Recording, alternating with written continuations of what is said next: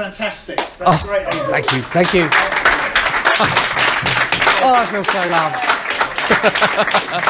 loved. It's all going to be downhill from now, isn't it? How can I beat that? Okay, so for those who don't recognise my moustache from online stuff, I'm Adrian Davis. I work in the Infrastructure and Projects Authority, but my vocation, for want of a better word, is planning and scheduling. That's what I've been doing for the past 15 years. And I had a meeting with my mentor, and I was talking about my career and about planning and everything else, and I was saying how excited I get about Gantt charts. So thank you for the Gantt charts earlier. And my mentor said to me, he said, Adrian, look, you really do need to get out more. And an opportunity came up to get out more. And it was to go and work on a cross-government group looking at how people in the project delivery profession, whatever the role is or whatever vocation, be it business case people, risk managers, planners, whatever, how people across that profession in government could share knowledge and the things that we might be able to do to help that. And this is what I'm going to be talking to you today about. It's about social networking and communities of practice. Gosh, that's a long title, isn't it? Actually, really what it should say is connecting people together, because that's really what it's about. And I really care passionately about this sort of stuff, not just Gantt charts. And these are the things that are really important to me. Delivering a social network across government, supporting communities get the best out of that network, and improving how knowledge is shared across the project delivery profession. And hopefully, some of those things will be important to you, because you are all experts. You all have a ton of knowledge in your head. I've been listening to some of the conversations today, the little nuggets, the insights that you guys have got. That's really powerful stuff. And let's hope some of that's been moving across. And I'm going to tell you a little bit later on in this presentation how you can continue the conversations you've been having today online. So these are the 3 things I really care about. But I don't just care about 3 things. And what talk about social media and such like would not be complete without a picture of a cat. So what I've been doing over the past year is I've been rolling out an online social network across the government project delivery profession. And that's quite a large reach. It includes civil servants, it includes project delivery leaders, it includes public body people, it includes people in the private sector, professional partners, the whole range. It's a broad church. And as I've seen today, we're absolutely right to have it as a broad church. Who in the room is someone working outside of government? Just raise your hand. Excellent. And who's a civil servant? Yeah. And I bet there's been a lot of exchange and a lot of insight moving backwards and forwards. And what we're doing with our online network is trying to capture that as well. So what a social network? Well, we asked our people what they wanted from a social network. I say our people working in project delivery. And they told us that they wanted to build relationships, collaborate, connect with people and share their experiences. Isn't this what you all want as well, isn't it? Yeah. I hope it is. And it's absolutely key to delivering projects successfully, because it's not the stuff that's written down that is absolutely important, it's the knowledge, and that knowledge is a composite of your experiences. We know for a fact that not everything written down is what you will utilise. It's the stuff that you don't write down as well, and that's in people's heads. So it's important to connect people together. I'll talk a lot about connecting people together as we go on. So this online social network, who actually uses social media here? Who uses Facebook? Stand up. Stand up if you use Facebook. Wake you up. Come on. Right. All right, thank you. Sit down. Stand up if you use Twitter. Some of you. Okay, sit down. Thank you. Stand up if you use LinkedIn. Wow. Gosh, lots of you. You're all looking for new jobs. Right, brilliant. Stand up if you use Yammer. All right. Okay, thank you. And stand up if you use Knowledge Hub. Yay! You probably guessed now I'm a fan of Knowledge Hub. When we decided that a social networking tool was absolutely key to connect people together across the project delivery profession, we did the right thing, of course. We looked at tools that were out there. This is just some of them. We did a bit of an assessment. I'm not going to linger there. Knowledge Hub came up top. Knowledge Hub, for those of you in the room who don't know it, is the largest platform for the public sector for this sort of collaborative knowledge sharing type thing. It's secure, it's tried and tested. It was created by local government some years ago. It's accessible to all departments, well, all of the 25 ministerial departments, and I think 21 ministerial departments, 25 public bodies. I think everyone can use it. It's web-based. But the key thing for me is it's secure. No one likes going online and just splurging stuff, do they? It's a bit of a risk. So having a safe space in which you can share your professional insights and professional thoughts and share information up to official, not official sensitive, it's kind of key that it's secure. So what have we done? We've rolled out a network. And by that I mean a community of communities. This is a snapshot of our network landing page, a homepage for want of a better word. And inside the government project delivery community, that's the name of our network, there are around about 41 groups. I think there's 42 as of today. We've got nearly 2,000 members. Those groups that make up that community range from everything from business groups, by that I mean departmental project delivery communities of practice, or specific organisational groupings like assurance reviewers, professional development groups, by that I mean people who are doing, for instance, the Major Project Leadership Academy, a big course. People doing that course want to meet up afterwards, talk, share our experiences. Special interest groups, well, just like you guys, a business case forum. Working groups, people getting together on a particular initiative. Here's just a selection of them.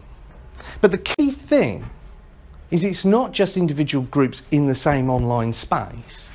We actually have, in a sort of hub and spoke model, a single group where everyone's added to.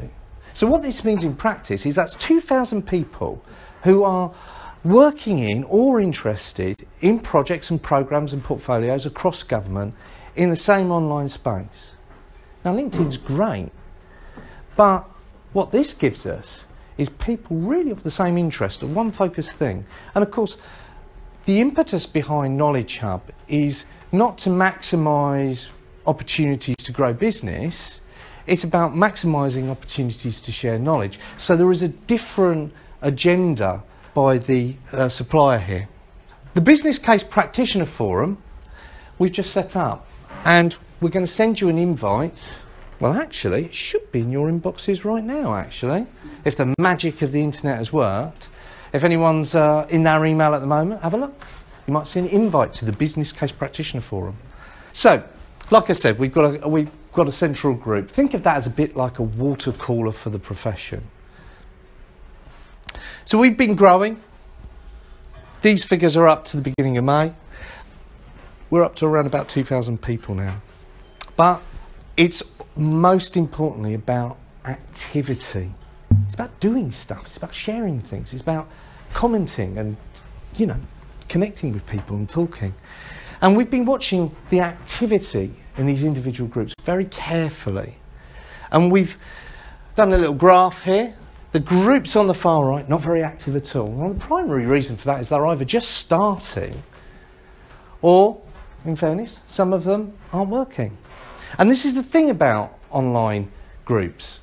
Not everything succeeds. Communities are what make a group successful, and it's the engagement of the communities. Now, if anyone's used Yammer, some people, I think, stood up, didn't they? You may have had that rolled out in your own organisations, and it can work really, really well. But sometimes it doesn't. And we've worked out that the key thing for making online communities successful, I say we learnt this from other people who've gone before, is that you have people in the groups who are actively facilitating the discussions. There's a real human being involved somewhere along the lines.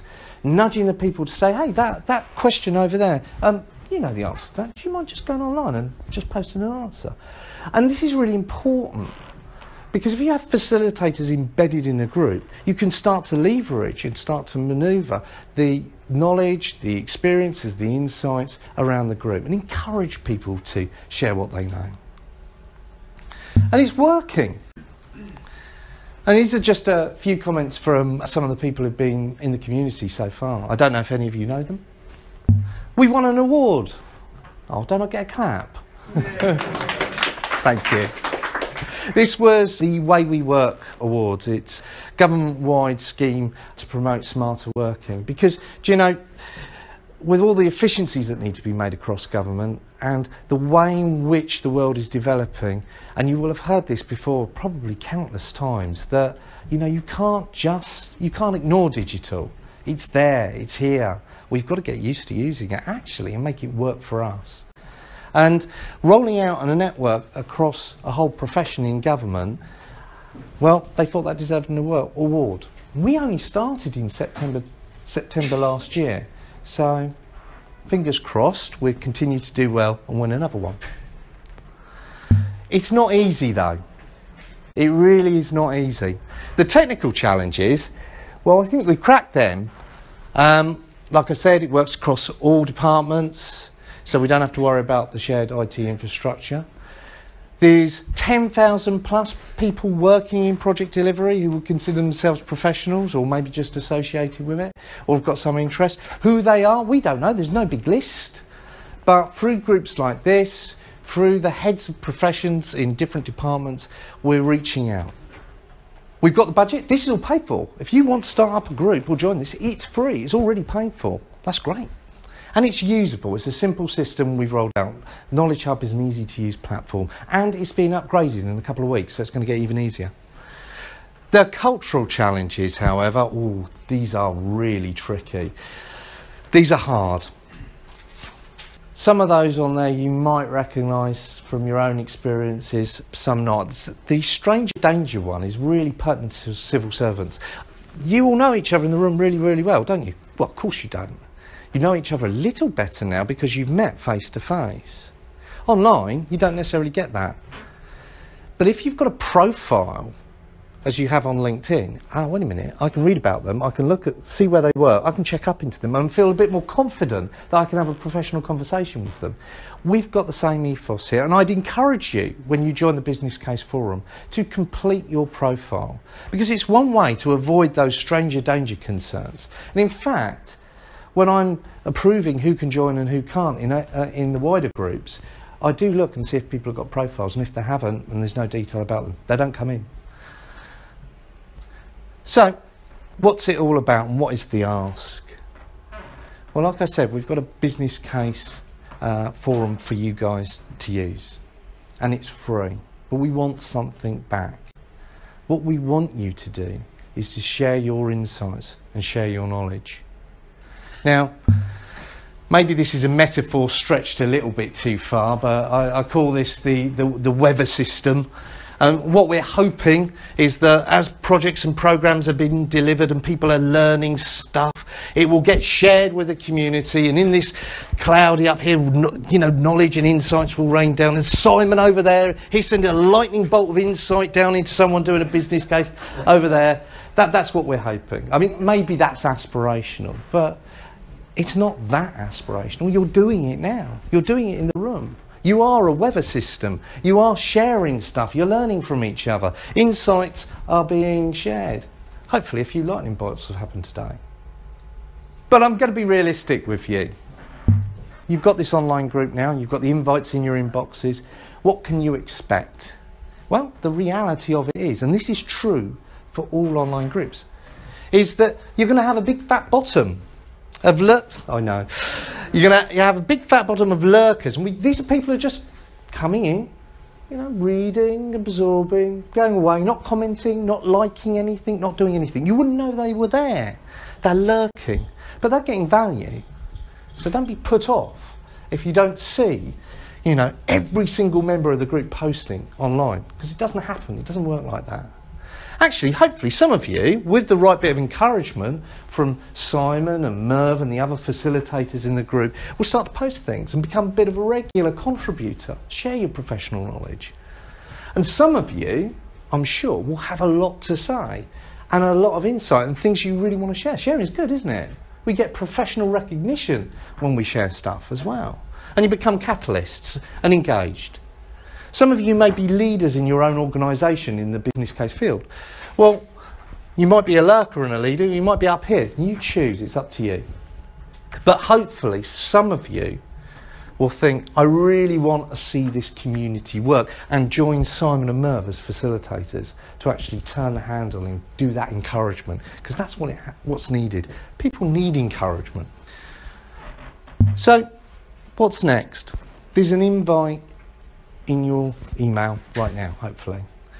Print it off or read it online, whatever you fancy. But these are the simple instructions you'll need to follow. You'll need to register on the Knowledge Hub platform if you aren't already on there. You'll need to complete your profile. It's going to ask you to put a picture on. I know that's sometimes a little bit uncomfortable, but please do. Just so when you come to meetings like this, someone can recognise you. Add a little bit about your professional interests and your professional skills if you're comfortable in doing that. And please say something a little bit about yourself as well, because that's going to help people think, I want to talk to that person. You'll also have the opportunity to go to the network homepage. There it is.